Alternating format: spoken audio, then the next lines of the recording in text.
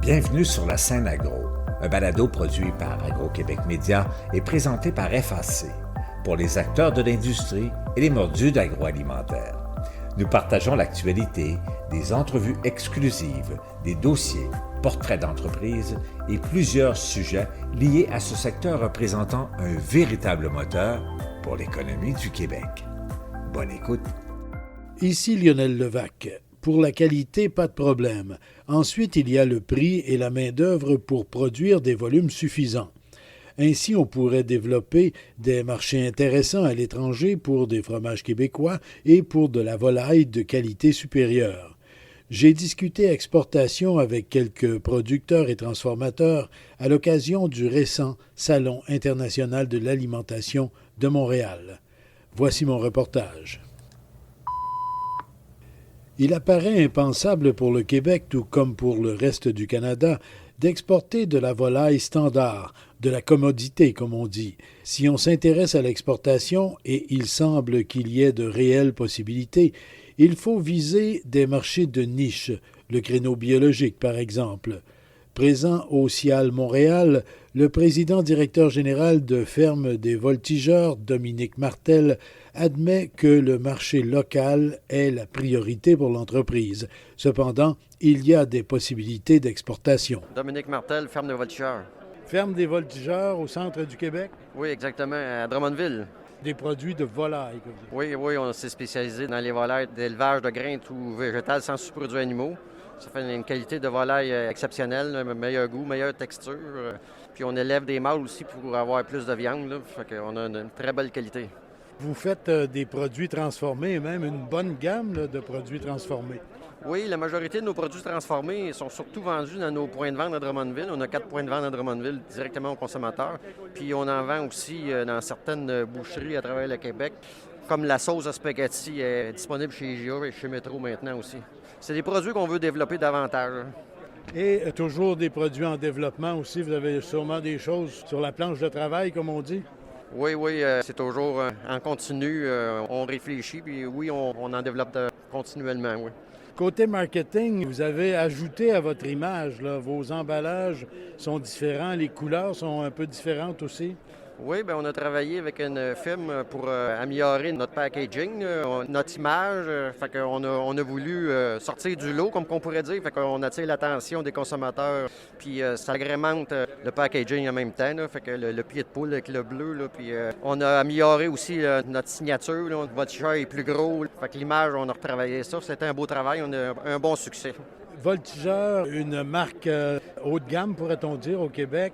Est-ce que vous visez des marchés extérieurs également? Est-ce que c'est pensable pour Ferme des Voltigeurs de se retrouver sur des marchés extérieurs au Québec? Bien, disons que c'est quelque chose qu'on regarde tranquillement, oui. Mettons dans notre poulet de grain biologique, parce qu'on a 2 créneaux de poulet, là, le poulet de grain sans sous-produits animaux, puis on a le poulet de grain biologique aussi, là, vérifié par Écossaire Canada.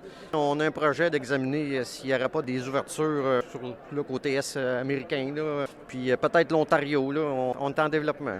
Le fait qu'on soit dans un système de gestion de l'offre au Québec et au Canada, ça fait une complication supplémentaire, pourrait-on dire, pour l'exportation? Bien, pour l'exportation, il n'y a pas vraiment de barrière. C'est surtout une question de prix. Ça fait que ça prend une qualité supérieure pour pouvoir y aller. Là. Parce que les Américains sont plus compétitifs que nous là, pour faire de la volaille. Hein. Pour ce qui est de la commodité, là, les Américains, pour le prix, c'est imbattable. Là. Effectivement, on ne sont pas capables d'arriver à leur prix à eux. C'est sûr qu'au Canada, bien, les bâtiments sont différents. On a l'hiver, fait que tout nous coûte plus cher, la main-d'œuvre, etc. Là. Donc, ça prend un produit qui se distingue vraiment. Oui, comme le poulet organique, là, on va vérifier si on aurait des avancées dans ce domaine-là. Là. Ici, au Salon international de l'alimentation à Montréal, est-ce qu'il y a justement des gens de l'extérieur qui viennent voir s'il n'y aurait pas des possibilités de faire affaire avec vous? Bien, disons c'est la deuxième journée. Là. Oui, ça peut arriver, là, mais c'est une occasion très locale aussi pour rencontrer nos clients. Là. C'est ça, parce qu'il y a toujours le marché de base, là, qui est le marché québécois. Canadien, je pense que vous envoyez un peu en Ontario aussi, là. Oui, on vend un peu en Ontario, là, la région d'Ottawa surtout. Là, c'est près de chez nous. Hein. Puis on a aussi les IGA Coop au Nouveau-Brunswick. Là. Fait que c'est pas mal ça qui est nos marchés. Hein. Donc ça, c'est des marchés qu'il faut toujours consolider là, constamment. Oui, effectivement. C'est certain qu'on n'est pas un énorme joueur. Fait que le Québec, là, c'est un bon marché pour nous. Hein. En terminant rapidement, vous êtes très sûrement sur le qui-vive là, dans vos élevages, vos productions, à cause de la grippe aviaire là, qui est apparue dans certains élevages à travers le pays, là. Oui, toute l'industrie est sur le qui-vive présentement. On est tous un petit peu nerveux de ça. Les mesures de biosécurité ont été rehaussées sur les fermes pour ne pas rentrer cette maladie-là à l'intérieur des bâtiments.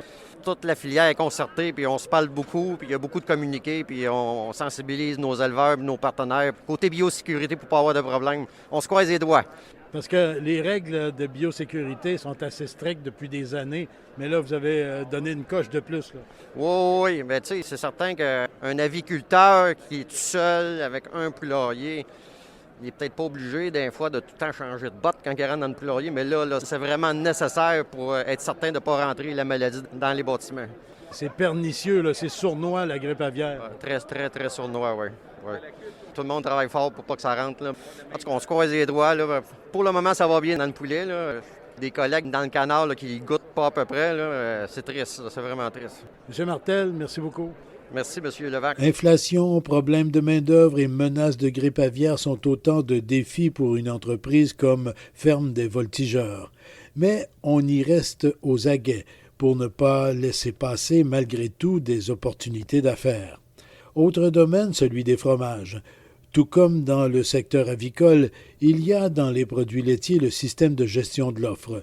Quasi impensable il n'y a pas si longtemps, l'exportation de fromage apparaît possible à certains fromagers. Mais pour eux aussi, les difficultés sont nombreuses. Je me suis tout d'abord entretenu avec Luc Boivin de la fromagerie Boivin. Luc Boivin, on est actuellement au Salon international de l'alimentation de Montréal. Vous êtes ici avec vos fromages.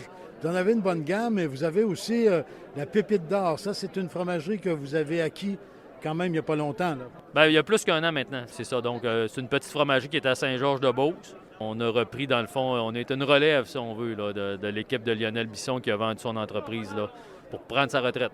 Et au Salon international, ici, bien sûr, vous rencontrez des gens du marché local, du marché québécois. Oui. Mais avez-vous des visées d'exportation chez Boivin? On regarde différentes choses. Là, on a justement au kiosque, il y a des gens qui sont intéressés par notre fromage fondu à tartiner. Fait que c'est sûr que l'exportation n'est pas évidente avec la gestion de l'offre limite la capacité d'exportation. Mais de plus en plus, ce qu'on voit, c'est qu'on a des demandes pour du fromage à poutine à l'extérieur. On voit que la poutine est en train de sortir du Québec et du Canada. Fait que ça, c'est de plus en plus quelque chose qui nous arrive. Puis on est en train de regarder de quelle façon on pourrait répondre à ces marchés-là là, après la pandémie, là.